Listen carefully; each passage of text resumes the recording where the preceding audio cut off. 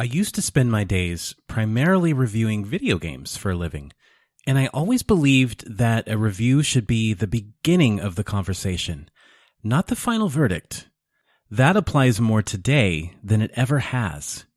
We're living in a time when products launch and continuously evolve.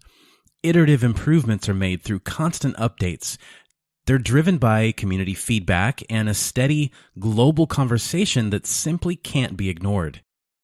You could say the same thing about a Linux distribution, or even an activity or app that's a crucial part of your experience with that Linux distribution. Maybe that's why the distro hoppers among us periodically revisit a certain desktop environment or the distro they played with a year or two ago. We're curious. We want to see those advancements. We want to see if maybe the grass is greener on the other side. Well, in July of 2018, playing thousands of Windows-exclusive games on Linux by simply hitting the install button on Steam was impossible. The grass was definitely greener on the Windows side of the fence. Today, Valve and all the talented developers involved in Proton have flipped what we expected from Linux on its head. They completely changed the conversation we were having less than 1 year ago. In this episode, we're going to talk about how different that conversation is today. Forming an opinion on something, it's okay, but it's always a good idea to keep an open mind. Keep tabs on that thing you formed an opinion about, and never close the door to that conversation. Keeping an open mind and having that conversation together is what this show is all about.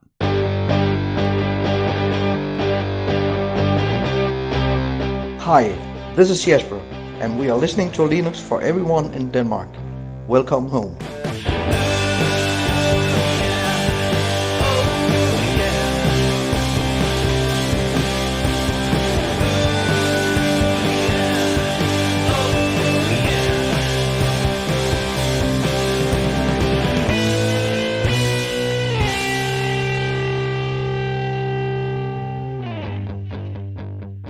Hey everybody, welcome back to Linux for Everyone, a podcast about desktop Linux, open source software, and the community creating it, or enjoying it. My name is Jason Evangelo. I write technology stuff over at Forbes.com, and I have to play my games on easy difficulty. Anyway, thank you so much for being alongside me on this Linux journey of mine. We're going to jump right in because episode 4 is enormous. I will be speaking to Ryan, aka DasGeek, about his Linux origin story, and then we're going to jump into a huge discussion about the first year of Steam Proton and everything that has entailed. Before that, another really cool community voice segment and songs from the source. Before we get into any of that, though, let's look at our discovery of the week. I think the best apps for any operating system are ones that are designed to do one thing really, really well. And Peek does one thing really, really well. The application is Peek. It is spelled Peek, and it's basically a way for you to simply record your screen. It was built for the specific use case of recording a screen area. So that could be showing a UI feature of your own app, or you could use it to collect visual information when you're filing a bug report.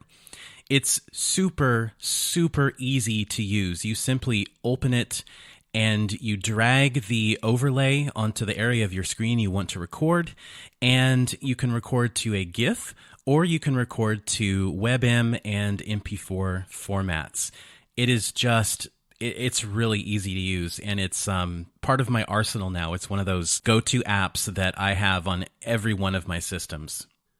Now, Peek has official packages in the repositories for Arch Linux, OpenSUSE Tumbleweed, Solus, and a few other distributions. You can also install it via Flatpak. And while it doesn't have snap support right now, there is an app image, so there are a number of ways that you can get it installed on your system.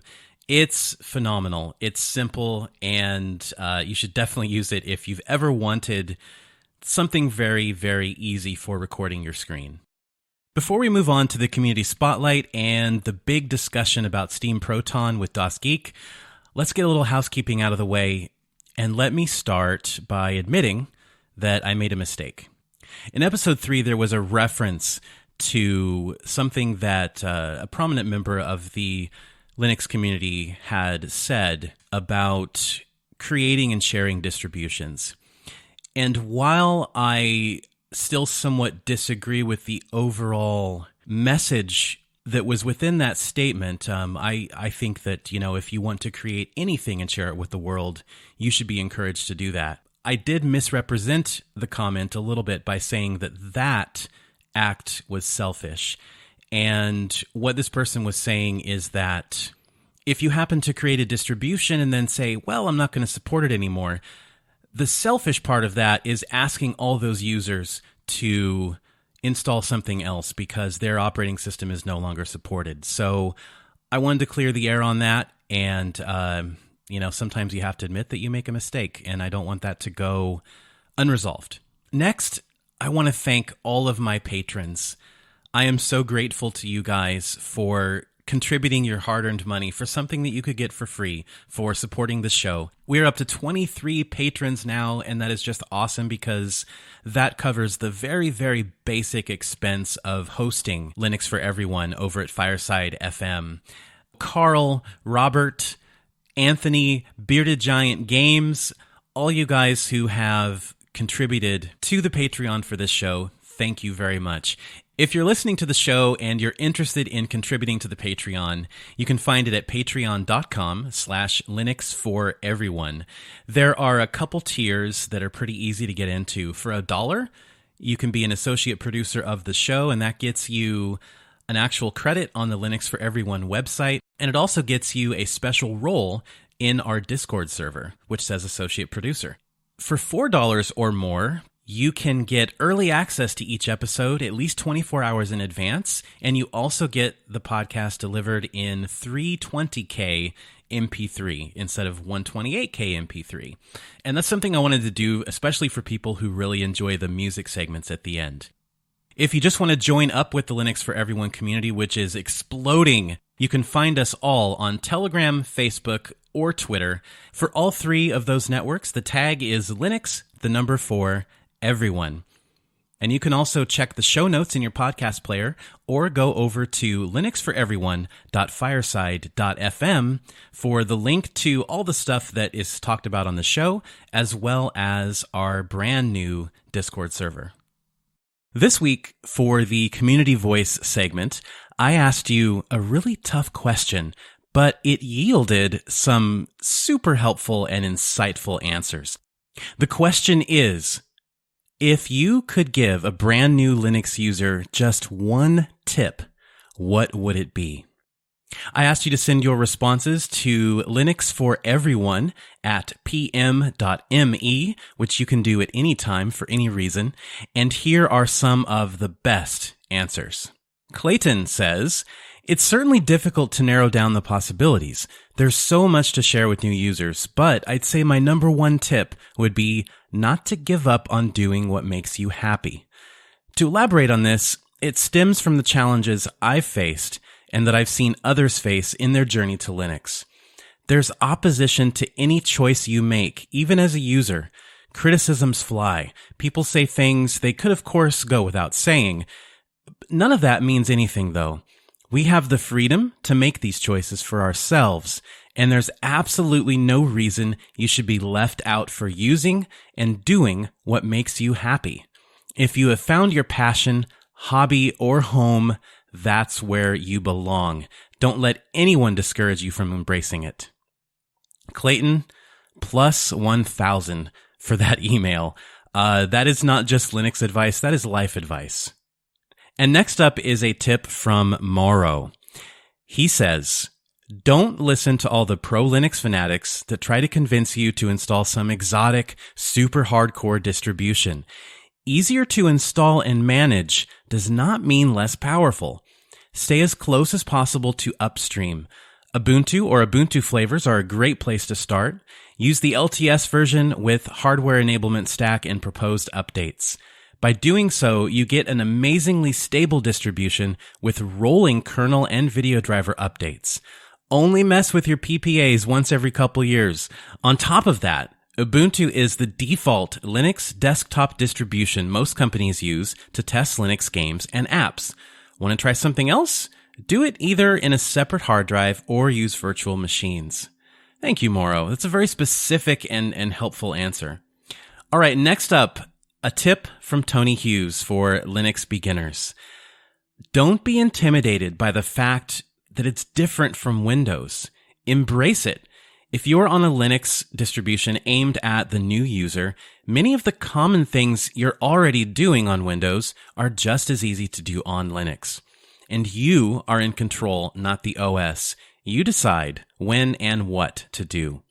Simply put, the easy stuff is still easy, and the advanced stuff you can learn in time.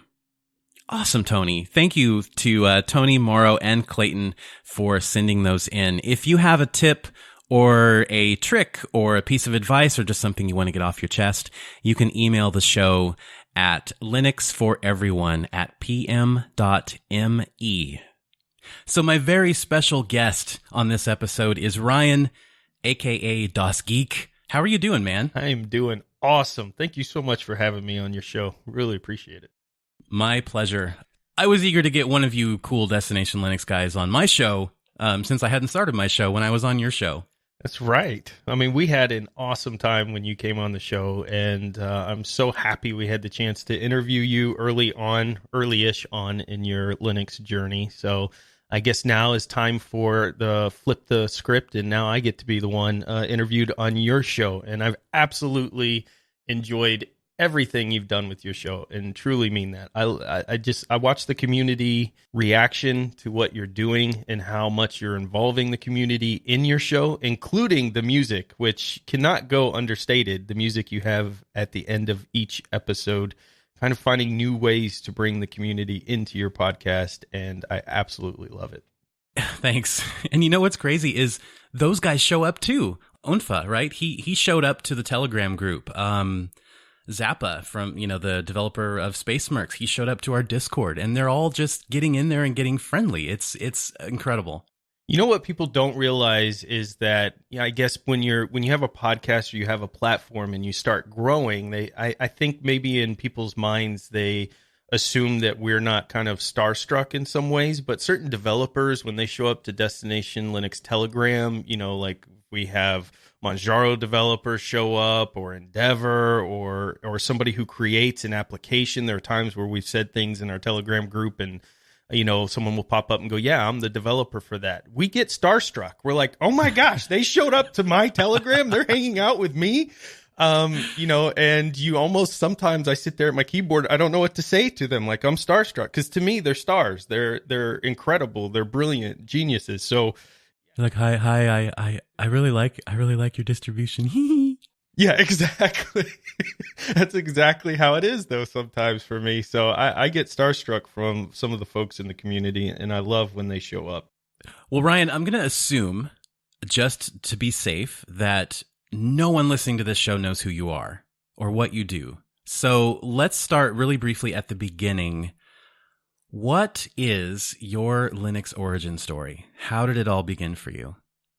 So I think I have a unique origin story, but it parallels a lot to yours in some ways. And so I decided I was going to launch a YouTube channel that really was just going to be anything geek related that I was working on at that moment. Because I realized I'm always involved in some project. Why not record it, put it out there in the community, try to do some educational material out there for people in case they want to play, in case they want to try some of the crazy things that I might be up to. And a lot of that video, because I made my living in Windows, was Windows related material. So I would be in a Windows operating system, I was either building new computers or doing something with hardware, or talking about security and privacy in Windows, how to set certain privacy settings up, how to be more secure on the internet.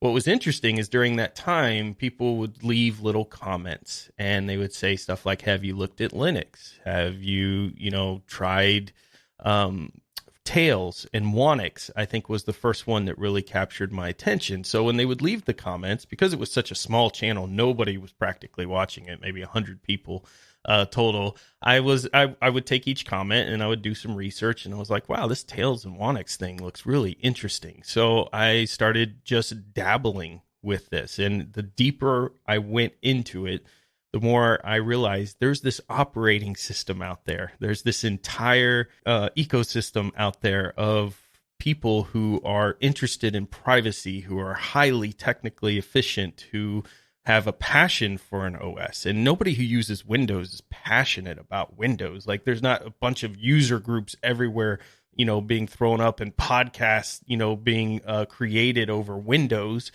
So this kind of intrigued me, and I decided I had the latest hardware at the time that I could afford anyways. I just had purchased the latest NVIDIA GPU at the time, the latest Intel. I had, a massive beast of a computer built. Would Linux run on it? And I thought, this is a good idea for a video. Nobody's watching my channel anyway, so I'll just throw 30 days. I'm going to do a 30 days of Linux challenge, and I'm going to see if I can run Linux on the latest hardware. When I started the first couple videos, the Linux community found them, and they gave me this incredible hug of love and just swarmed my channel with, keep it up. Here's what you need to do differently. Here's why you can't get this working. Just helping me through this whole thing. They truly cared. I hear that so often, and I feel the same way. Well, I actually have a question from the community. Someone who's in both of our communities, actually. I think his name is Olsey, or Oliver Olsey. From your 30 Days with Linux challenge until now, what do you think is the most valuable lesson that you learned in Linux? And what would you tell a new user to learn to make their life easier? I think for new users, the first thing, most valuable lesson I learned was not to get stuck in the fiefdoms that get created in Linux. There are certain fiefdoms that will say, you've got to run Arch, you've got to use this distro, this desktop environment's the best. And you're natural when you're new, you're very susceptible to those type of comments. And so my first thing would be carve your own path. The second thing I would tell to Linux users that I think is very important is a lot of this software that we're using is a labor of love. It's just simply passionate people who work regular jobs, have families, and they dedicate themselves to providing this free software for the community to basically help close the digital divide out of just pure love. It's in a lot of ways. So saying thank you was something that I think even myself missed out on at the beginning of finding the developers that create this software, even if it's something small. Maybe it's just a script. Maybe it's just a GitHub, app that you downloaded, but go find who created it and tell them thank you for creating this at the very least. And if you can donate, definitely do so. That's really good advice. And it's advice that I need to act more on myself. The first time that I received people, thanking me for that software, it was just, I instantly opened up my IDE coder platform again and was just like, all right, I gotta add to this. I gotta make it better, because all of a sudden I had an audience that cared about it. And then the first time I received donations for the software, there was this extreme amount of guilt that I felt first, because it's like, my stuff is not worth anybody's money. That is called imposter syndrome, and do not let it affect you. I have another question for you from the community. This one's from DM. How many computers do you have in your house total, and how many of those are running Linux? Such a great question. Every computer in this house that I have runs Linux except for one. The one computer that does not, actually, no, I got to take that back. There's two. I have my work computer that I have to use Windows on. And my wife has a computer that she does not use because she prefers tablets and phones, but it is sitting on Windows because I am going to do a video series where I switch my wife to Linux. Is this with her knowledge, or is this more of a, we've secretly replaced this woman's operating system with Linux? Is it one of those things? Surprise, you're on Linux. Yeah, no, I don't think it will be one of those things. She is very interested in actually switching to Linux. And it's funny because I do a lot of classes and training and reading around Linux. I feel like I have to catch up to the 20 years of experience that most people seem to have with Linux. And she here overhears this stuff. So at times I've been taking even, certification courses, and there will be video playing as I'm taking pre-tests and things, and she'll shout out the answer. So it's become so much ingrained in our lifestyle because I spend almost all of my free time, if it's not with the family, it's something Linux related with Linux, that I think most of them and my kids, will shout out their favorite operating system is Linux, and it's just become kind of a way of life. If somebody came to me face to face and said, I'm interested in Linux, can you put a Linux distribution on my laptop and show it to me? And, let's assume you get one shot to make that good impression, right? I guess my question is, when it comes to someone close to you like that, what Linux distribution are you putting on their computer and why? For a while, for me, it was Mint, because Mint seemed to provide this incredible, familiar platform for somebody who's used to being in Windows. And Linux Mint is a fantastic option still to this day. Nothing's changed there. However, recently with my adventures in Pop! OS, I would probably throw people on Pop! OS at this moment, just because to me, System 76 and the work that they have done in Pop! OS is absolutely, bar none, incredible. Yeah, there's certainly a advantage to using a distribution from a company who has this vested interest in ensuring that that distribution works on a wide range of hardware, because they're putting in that wide range of hardware into the systems they sell. And I feel like they can partially do that because they're such a small team and they're very agile. Exactly. Yeah. And they've grown exponentially. Even in the 4 years I've been in Linux, it kind of started out as some people talked about System 76 here and there. And now it's pretty much, everybody knows System 76. Everybody talks about it. Maybe not everybody can afford to go out and get one, but they certainly, I think, drool over the hardware that they're releasing. And it's just that company's growing, and I love the culture that they're creating around that company. So hopefully it continues. It's interesting. It's interesting that you used the word culture and the word drool, because it instantly, no, I'm serious. It instantly makes me think that System 76 may be the Apple of the Linux world.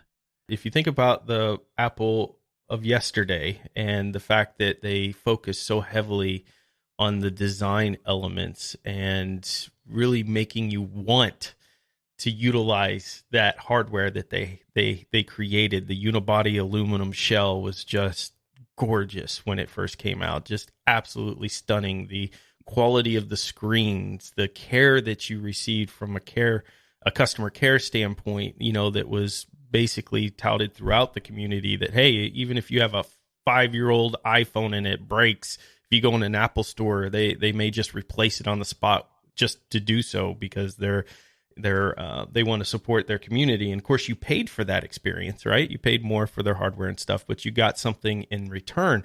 I think System 76 does do that in a way, but they're making it their own as well. They're not trying to, like Samsung and Apple and all these companies today, just copy each other. It's the same device over and over and over again. If you look at the new wood panel System 76 desktop, that to me was innovative. That was something completely different that they threw out there. And that's the Apple aspect that came from that you're talking about there, where you get that drool factor and then that community factor, because every post they have and every person I know that works for System 76 seems happy. They like working there, and they seem to love Linux. I have to say, just on a side note, I hope that I see a day where Elementary and System 76 collaborate on an Ultrabook. Ooh. That's like kind of my dream pairing right now, is I want to see that, like, like Cassidy's like hyper attention to detail and design applied to hardware. And then, of course, the engineers at System 76 making that happen. It seems like a brilliant pairing, doesn't it? Because both of them just focus on that detail so perfectly. Yeah, I would love to see that. Let's make it happen. Okay. We'll just put it out there. We're putting it out there now. Okay. So you take Right. that. The seed has been planted. Take it, grow it, spread it. I don't know. Make some noise. So I have another question for you. This one comes all the way from Norway. From one gamer to another, are you satisfied on Linux when it comes to games? Was it hard giving up most games before Proton to stay secure and private? This is an interesting question. When I first, so 4 years ago, I started my Linux journey, and there were certainly games that I was giving up during that time, but I guess it was the perfect timing because in a lot of ways, my priorities were shifting. My kids were growing up, they were getting older, and my ability to just spend endless hours sitting in front of a computer playing games was diminishing faster than I could imagine. So in a lot of ways, I really didn't feel like I was giving up a lot because at the very beginning, there was some dual booting. Obviously, I could go back to Windows at any point and then play a game if I wanted to. But at a certain point, I kind of started feeling like a hypocrite. And not that there's anything wrong with dual booting, but I was out there on a platform telling everybody you need to go to Linux, that Linux is the greatest thing out there. It's better than Windows. It's the best operating system. And I was, preaching this on my channel. I was preaching this on Destination Linux. And it just felt like, well, if I truly believe that, then why do I have a Windows partition here as backup? Why am I using this to get into, different games or things I want to play? I need to fully commit myself. And so there was a point where I decided to do that, where I just simply got rid of all of Windows partitions and stayed in Linux full time. And again, there are many reasons why people need to keep Windows on their machine still today. So nothing against people dual booting, but if you can, I highly recommend you try it. I don't feel like I lost out on any games. There were a couple of games I would see that I would want to play, and thankfully they would be available for, say, PS4 or something. But for the most part, the hype train in gaming ended up being a disappointment. So there's so many AAA games that are out there that are just, and this is, if you look in the gaming community, period, kind of the result people are complaining about is a lot of these studios, these big studios have just grown into these monopolies, and they're taking these series and they're ruining them. And so it was kind of perfect timing on that aspect as well, because then I found indie developers in indie games where they're doing that innovative approach to gaming. They're not necessarily just focused on graphics. They're focused on that experience of fun and joy and really taking you into a whole new world. And that kind of held me through until Proton came out. And then, of course, now everything's changed. Well, I guess this is a good place to transition into kind of our main focus of this episode, which is talking about 1 year with Steam Proton. I want to start before Proton. I want to go back to something that I don't think either of us were Linux users when this happened. I want to go back to the Steam box. Do you remember those? I remember them dropping, coming out, and there was this surge, as I recall, of interest, and then it just kind of fell out. Yeah, and I guess for those who might not know, the Steam box was sort of the introduction to SteamOS as well. And so their whole idea was to sell these a wide range of PCs, these little mini ITX boxes, all the way to massive tower PCs that would be running and shipping with SteamOS. And I think the hook there was that you can boot it up into big picture mode. It's running Linux, so it's going to be cheaper. And Valve was kind of talking up the, Linux updates are better and they run in the background and they won't nag you. And, they were starting to gently introduce all of the advantages that Linux has for gaming over Windows. And I was actually there at the press conference with Gabe Newell when they were first announcing that, and they had all the boxes, all the first PCs on display, and I was kind of enamored by it. But then I got home and I thought about covering it, and I was looking up what games were available on Steam OS and on Steam for Linux, and I completely lost interest. Yeah, it was one of those products where it came out before it was ready. I think if they had held it back and did a release today, it would be a very different story. Valve has an incredible history of pushing Linux as the future gaming platform. They have done some of the most incredible things, including some stuff that we covered this week on Destination Linux with regards to the VR projects that they are funding for the Linux desktop, which is absolutely amazing. Gabe Newell has absolutely been a huge fan of Linux and backed it 100%. I don't know if he's just somebody who secretly uses Linux. I've never heard what operating system he runs, and that's his love and passion behind the scenes. If so, I wish he would come and do some interviews with any of us, or come chat in our channels. But but he has been just a huge proponent of Linux from the start. He even called it, that Linux is the future of gaming. I'm going to be honest with you. I kind of chuckled when I heard him say that. And now I'm seeing it, though. Now I'm seeing it happen. I'm seeing the results and the hard work that they've put in. Yeah, he was right. Yep. I mean, it goes without saying that while there's a lot that goes on in the background, Code Weavers and Wine and all of these different entities and developers who have pushed gaming on Linux forward, and even Steam Proton wouldn't be here today, I don't think, at least as good as it is without the work that Code Weavers and Wine and others have put into it. But certainly Valve has picked up on that momentum and turned it into something even more beautiful than what any of us thought it could be. So to set the stage for everybody, August 2018, Valve comes along and just drops this bomb. Windows games with no Linux version currently available can now be installed and run directly from the Linux Steam client, complete with native Steamworks and OpenVR support. And I read that 1 month after switching to Linux, and my jaw just dropped. I didn't understand DXVK. I didn't understand Wine, and it was just like magic to me. They had about 27 games that were officially whitelisted, and that those were titles that were like fully vetted by Valve. They considered the experience to be identical to Windows.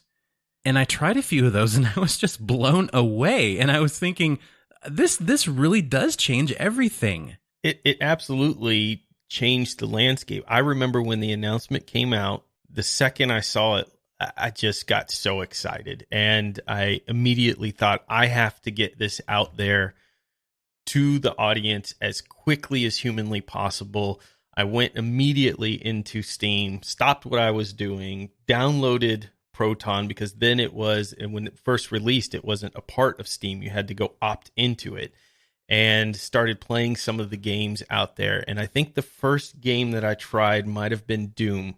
And Doom 2016. Doom has this really interesting experience with me because it was a game that I absolutely fell in love with. I love the Doom 2016 series, and it was one of the games that I got working in Linux back with just Wine, using Wine.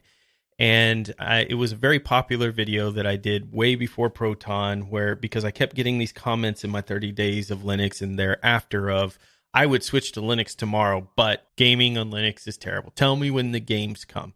So I thought, well, you can play tons of great games, and Feral was out there, of course, porting some AAA games over, but Doom had just dropped, and I thought, man, if I can get Doom working and it would have incredible speed, people would be blown away about the potential of gaming on Linux. So I spent all day trying to figure out the right Wine configuration to get Doom to run, and finally got it to run and did a video on it with the 1080 NVIDIA 1080 at the time, and was getting, hundreds of frames per second. And it was just such an exciting moment. But now Proton releases like years later, right? And you can just click install and play. Like, it's just a whole new world. I don't even think that the whole 27 games being whitelisted story is the real story with Proton, because there were a group of people. I apologize that I don't know their names, but there was a group of people who came together, and they just had this spreadsheet on Google Sheets, right? And Yep. it was just people openly adding the game title and their hardware specs, what distribution they were running, and they had like some kind of rating system similar to what ProtonDB.com has now. And I mean, within a month, there were probably thousands of entries on this thing, and it was just, you load that up in your browser and be like, oh my gosh, Yeah. I can't even scroll this thing for like 5 minutes. But then, of course, that turned into ProtonDB.com, which is a fantastic resource.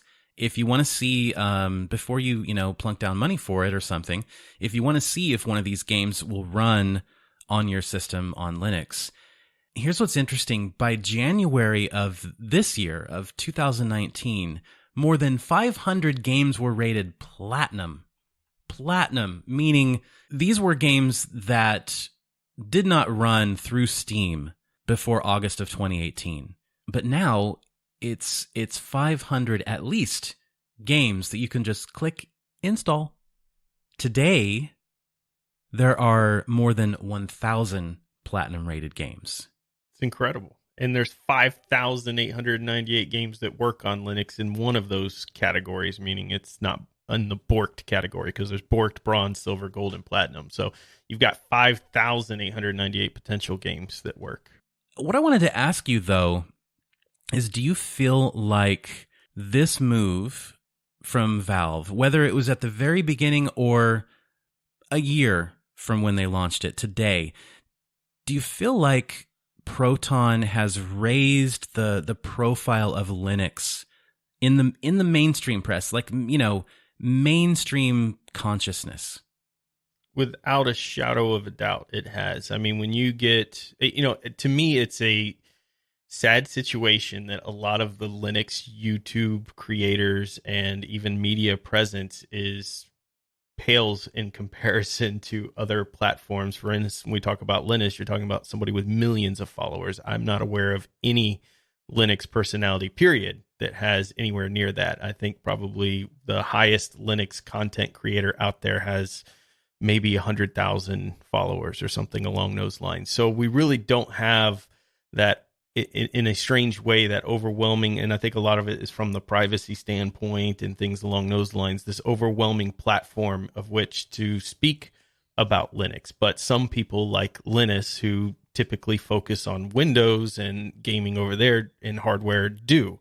And for them to stop and create videos related to Linux is an incredible lift in the platform. And you notice that a lot of major publications and media out there kind of jumped on this bandwagon shortly after Proton, because people said, I remember seeing some comments that without Steam, gaming on Linux is dead.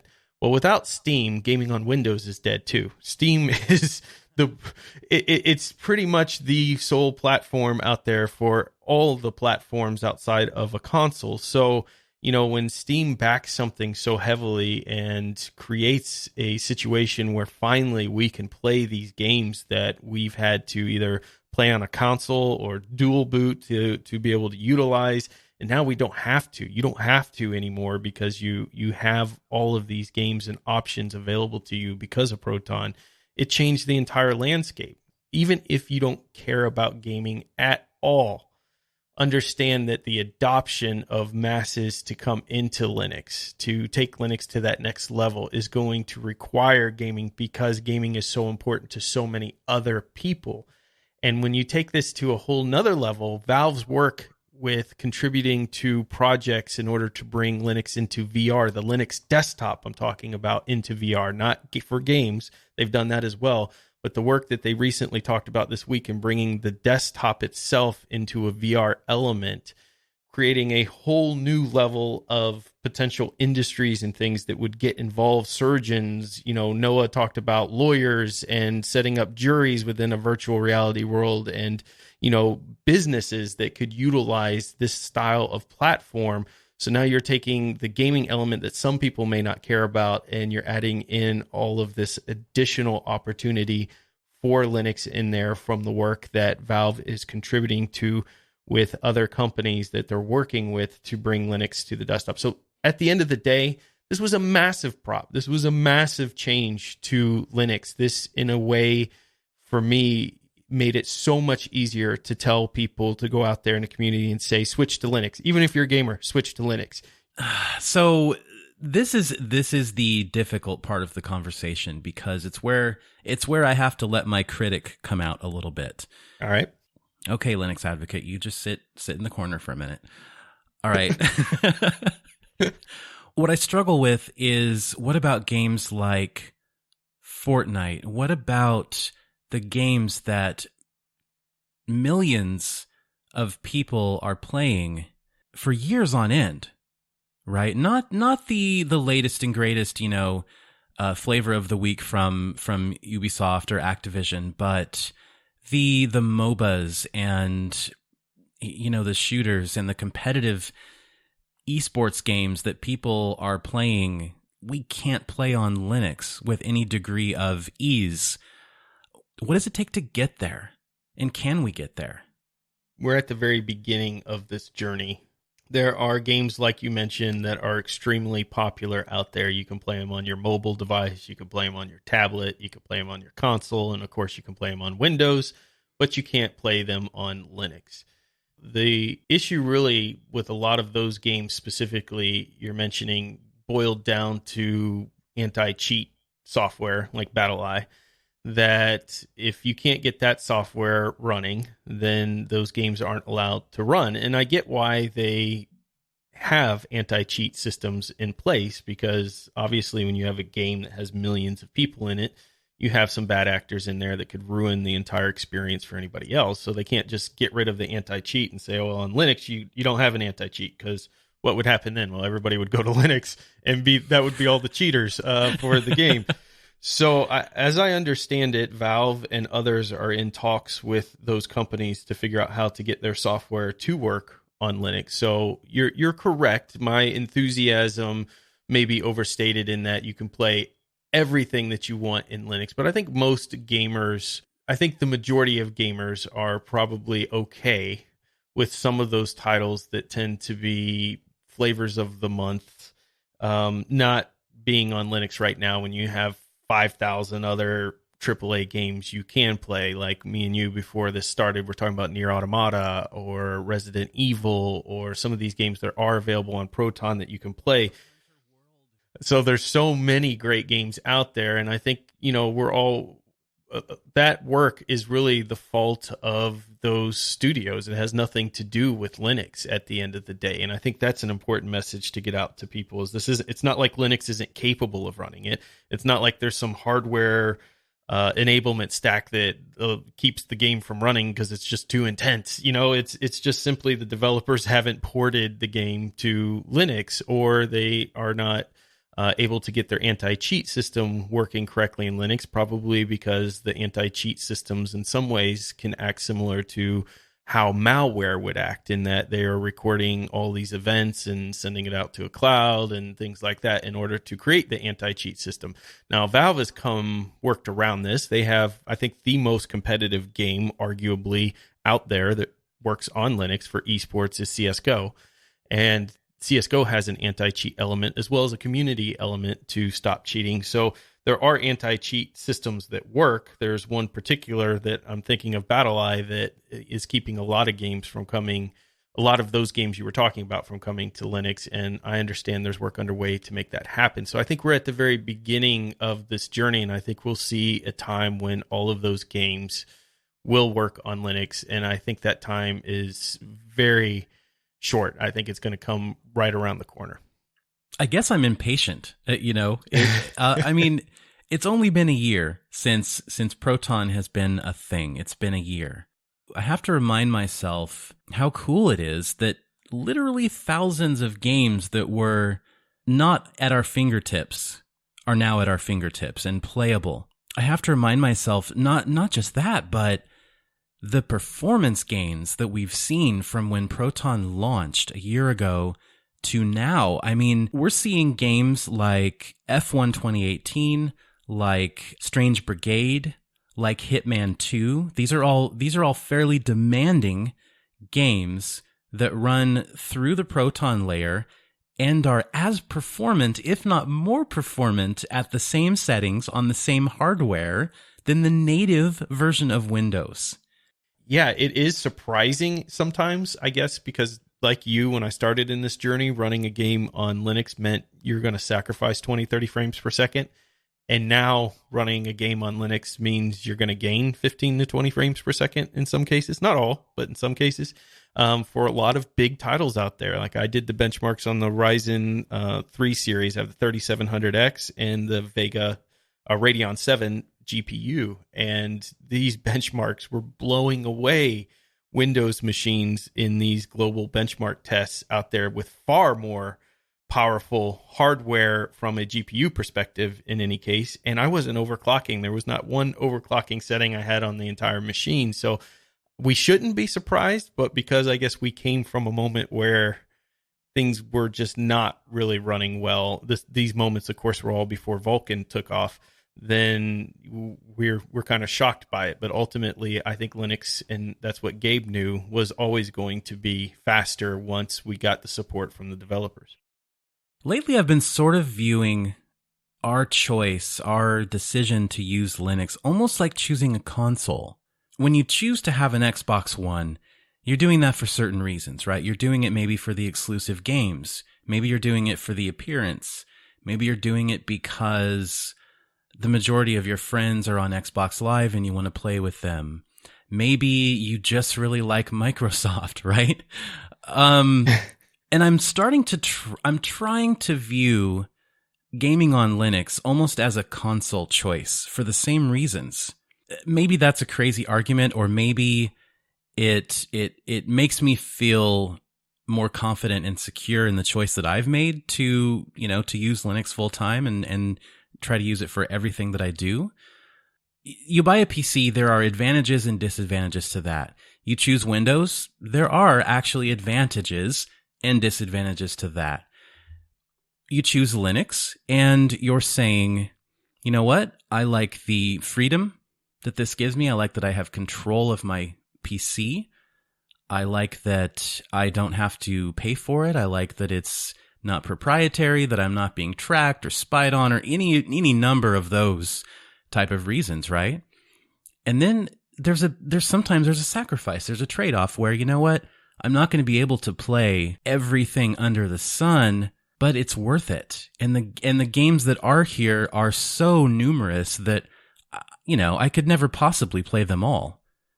I love what you just said there, because it really brings back an interesting argument for when people say, okay, yeah, you can play all of these games on Linux, but you can't play this one game. And when you choose a console like a PlayStation or an Xbox, that happens there too. Today, right now, on these gaming platforms. If you went with Xbox, you're not going to be, or you went with PlayStation, you're not going to be able to play the new Halo. If you went with PlayStation, you're not going to be able to play Gears of War, potentially. So there are a lot of games out there that are exclusives for these consoles that make it so that you can't play them.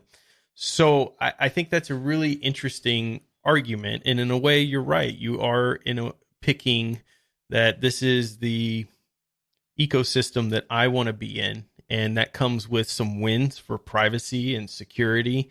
And for me, a big mission in Linux is closing the digital divide. So there are, many, many people out there that are disadvantaged financially, and they have these incredible brains and this incredible passion, but they don't have the ability to spend thousands of dollars on the latest Adobe suite or buy all of this expensive software. And Linux allows for anybody at any financial level to get to a computer and utilize professional applications to podcast, to create video content, to develop games, to do all of this for free. So if I lose out the ability to play a couple of games out there, and the trade up is I can be part of the solution for a global issue, I'm going to take that solution for the global issue. But I do like that argument that I'm going to steal from you now about consoles, because it's the same kind of situation where once you pick one, you're going to go where your friends are at and things, and you're going to pick one based on maybe a variety of different issues, but you're going to lose out on some other games when you make that choice. Well, I think that is an excellent place to stop. I want to encourage anyone who might have given up on Linux gaming and hasn't really heard much about Proton and the magic that it brings to the gaming world on Linux. Check it out. I mean, all you have to do is install Steam, and you're pretty much done. If you own Windows games, you can play those games. You can even copy that game from your Windows drive over to your Steam folder on Linux, and Proton will magically go and get all the little extra bits that it needs to run it. Well, Ryan, thank you for coming on to the show and sharing your insight and your enthusiasm with the audience. Let me give you a second to pimp yourself. Well, people can find me out there on Destination Linux Podcast, and we have an interview with you, Jason, on there. People need to definitely check out because it's absolutely brilliant. So check out the Destination Linux Podcast. You can find me out there on YouTube, youtube.com/DasGeek. And I have my channel out there where I do everything tech geek related that you can imagine and try to fill your brains, and the community fills my brains right back with tons of information and educational videos out there, hardware, software. We kind of touch and dabble in a little bit of everything. And outside of that, we will be looking at producing some new content in the future as well. So stay tuned there and join the Destination Linux Telegram group to hear more when that's ready. Interesting. New content. Yeah, we can't talk about it. Shh, it's secret. Okay. All right. Fair enough. Well, Ryan, once again, thank you so much for being on the show. And you have a open invitation to come back anytime you want. Thank you so much for having me, and thank you for everything you're doing, bringing the Linux community together. It has been awesome watching your journey, and not only the fact that you've become such a huge proponent for Linux, but the fact that you're building a community around that passion, and a community of people that, much like the community of individuals we've been trying to build, of people who are kind, who are passionate about this subject and want to get involved and have just a kindness about them. And that's what I see when I've joined your communities in Telegram and was looking through your community this morning in Discord, is just really great questions and people who truly care about this project and are not trying to, bring negativity into the community. And you're enveloping people like-minded like that within your own podcast world and the work that you're doing. So thank you so much for everything you've done for Linux as well. My pleasure, dude. Well, I think we can hit stop. Yahoo! Late last year at Forbes, I wrote a feature on a band called Lorenzo's Music. And they got my attention because they used nothing but Ubuntu Studio and open source tools to record their latest album. As always, I will hand it over to the artist and let them tell you about it personally. So I hope you guys enjoy the song, and I will see you next week for episode 5. In the meantime, take care, and take care of each other. I'm Tom Ray from the band Lorenzo's Music, and we are a Creative Commons band out of Madison, Wisconsin. Our latest release, Romcom Mixtape, is a project we made using only open source tools and software. Now, that includes recording, production, videos, artwork, everything. We even put the DAW files up on GitHub, so those are up there as well. We used Ubuntu Studio for the OS for the whole album, and the song you're about to hear is called Why Did I? So it was tracked and mixed in Ardour. The effects and plugins used are from CAF and Guitarix, and it was mastered using the Jack-based mastering tool Jammin. We even have a video up on YouTube that was edited in Kden Live, and it was actually, the video itself is from a Creative Commons short called Chance by Miniature and Human Produce. I love that. So if you like the song, you can just search for Lorenzo's Music anywhere you listen to music. And on a side note, I also have an art podcast where I'm currently documenting how I'm turning an old 1930s train car into an art gallery and an open source podcast studio. So the podcast is called American Bandito. And if you'd like to learn more about that, you can just search for American Bandito wherever you listen to podcasts. Anyway, so here is the song Why Did I by my band Lorenzo's Music.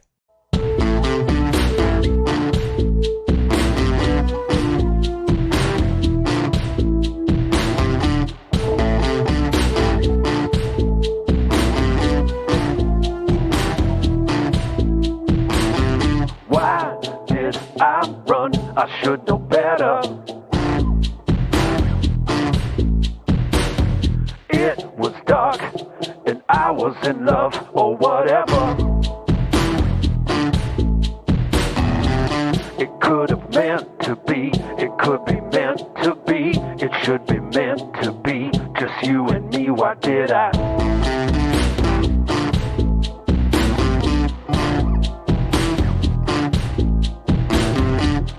Why did I wait so long? Time has passed and gone.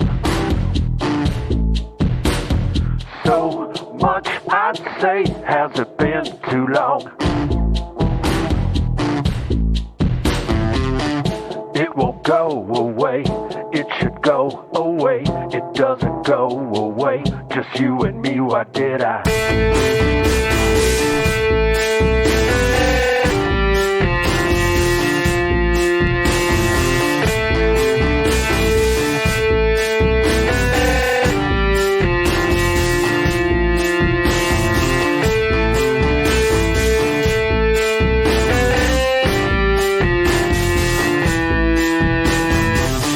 Why did I call? Didn't think of what it would do. A life a heart can't beat, broken or wide. Anywhere it's needed, anywhere I need it, until it's bleeding, just you and me. Why did I?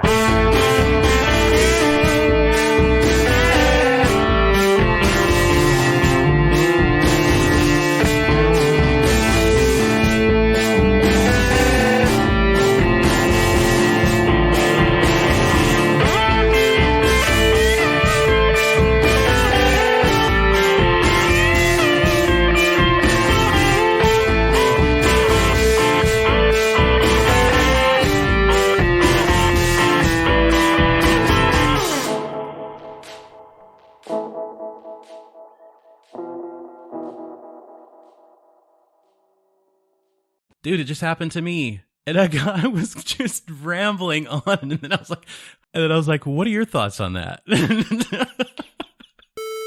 Ubuntu is the default Linux desktop distribution.